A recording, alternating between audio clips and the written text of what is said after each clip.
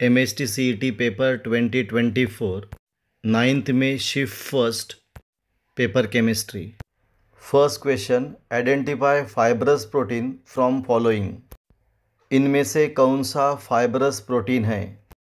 इनमें से legumelin, serum albumin and insulin ये तीनों ग्लोबुलर प्रोटीन्स हैं and myosin is fibrous protein. Therefore answer C, myosin. Answer क्या आया? C, myosin is fibrous protein while rest are globular proteins. Question second, for the reaction C3H8 plus 5O2 gives 3CO2 plus 4H2O at constant temperature delta H minus delta U is dot dot dot। यानी इस reaction में delta H minus delta U की value निकालना है। पहले delta H का formula क्या है? Delta H is equal to delta U plus delta NG/RT। तो पहले कौन चाहिए? Delta NG। वो कैसे निकालेंगे? तो गैसेस स्टेट में प्रोडक्ट के मोल माइनस रिएक्टेंट के मोल। तो प्रोडक्ट के मोल कितने हैं गैसेस स्टेट में? 3। H2O लिक्विड है इसलिए उसके मोल नहीं लेंगे।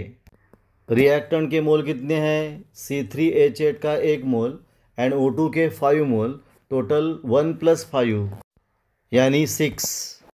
तो delta Ng is equal to 3 minus 6 that is -3 mole.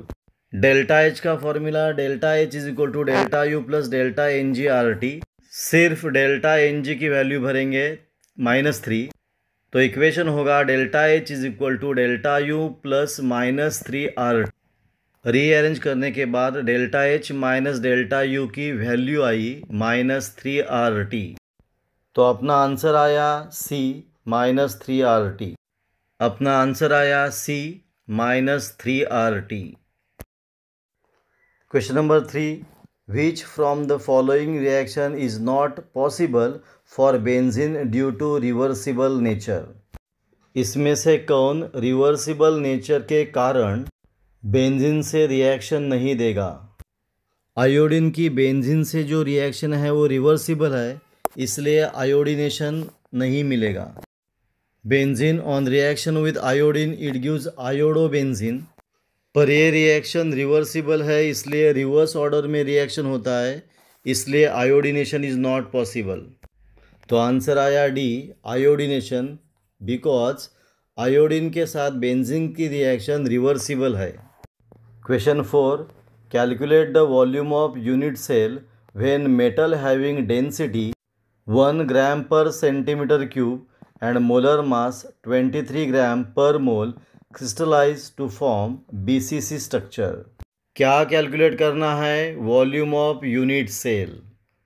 Density rho कितना दिया है? 1 gram per centimetre cube and molar mass कितना दिया है? 23 ग्राम पर मोल। एंड स्ट्रक्चर कौन सा है? BCC structure. तो BCC स्ट्रक्चर के लिए n की वैल्यू कितनी है? 2। डेंसिटी का फॉर्मूला है rho is equal to m into n upon A³ into Na। पर हमको पूछा है volume of unit cell that is A³, तो A³ का फॉर्मूला होगा m into n upon rho into Na। m कितना है? 23, n कितना है? 2, रो कितना है? 1 एंड एवोगाड्रोस नंबर Na कितना है? 6.022 इंटू 10⁻23।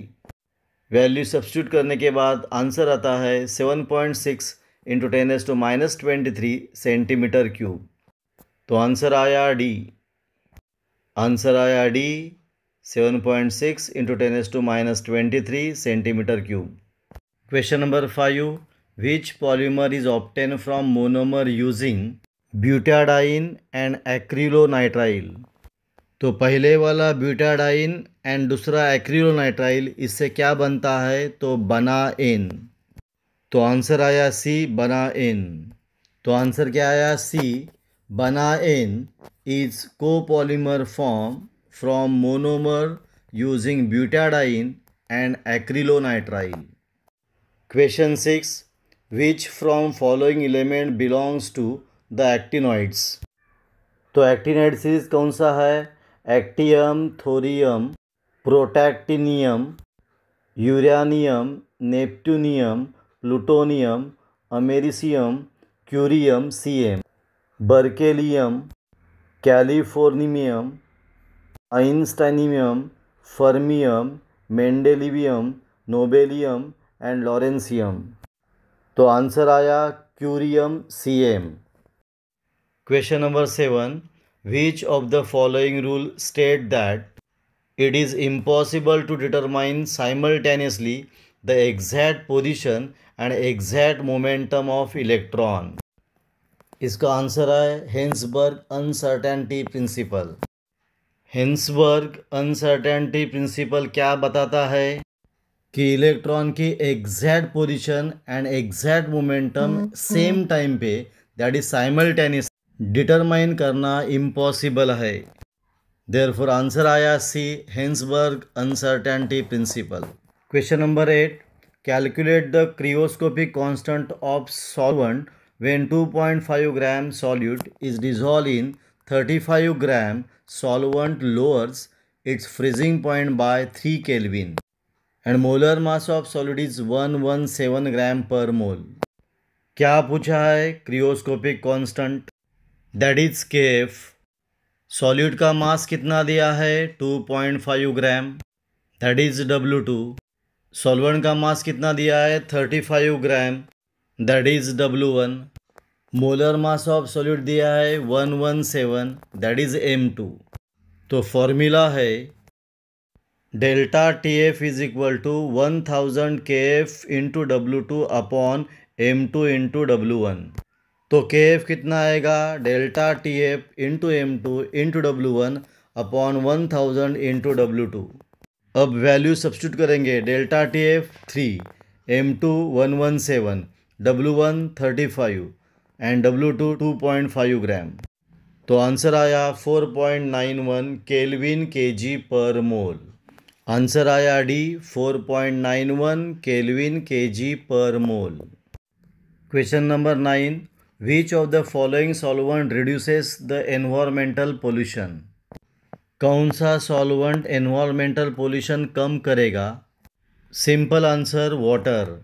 बाकी तीनों दैट इज डाइक्लोरोमीथेन, ट्राइक्लोरोमीथेन, टेट्राक्लोरोमीथेन ये सब ऑर्गेनिक सॉल्वेंट है, इससे अच्छा वाटर सॉल्वेंट है। तो आंसर आया ए, water. Question number 10, what is the number of electron present in D subshell if its atomic number is 27 and oxidation state is +2? यानी जिसका एटॉमिक नंबर 27 है एंड ऑक्सीडेशन स्टेट +2 है, उसके डी सबशेल में कितने इलेक्ट्रॉन है? पहले एटॉमिक नंबर 27 किसका है? तो कोबाल्ट का है। इलेक्ट्रॉनिक कॉन्फिगरेशन कितना है? Ar 3d7 4s2 पर +2 ऑक्सीडेशन स्टेट के लिए 2 इलेक्ट्रॉन कम होगा, तो डी सबशेल में इलेक्ट्रॉन कितना रहेगा? 7। तो आंसर आया 7। तो आंसर आया B7। यह अपना पॉइंट पूरा हुआ। आपको ये वीडियो कैसा लगा? अच्छा लगा तो प्लीज़ शेयर करो, सब्सक्राइब करो। यहाँ हम रुकेंगे, फिर मिलेंगे एक नया वीडियो लेके।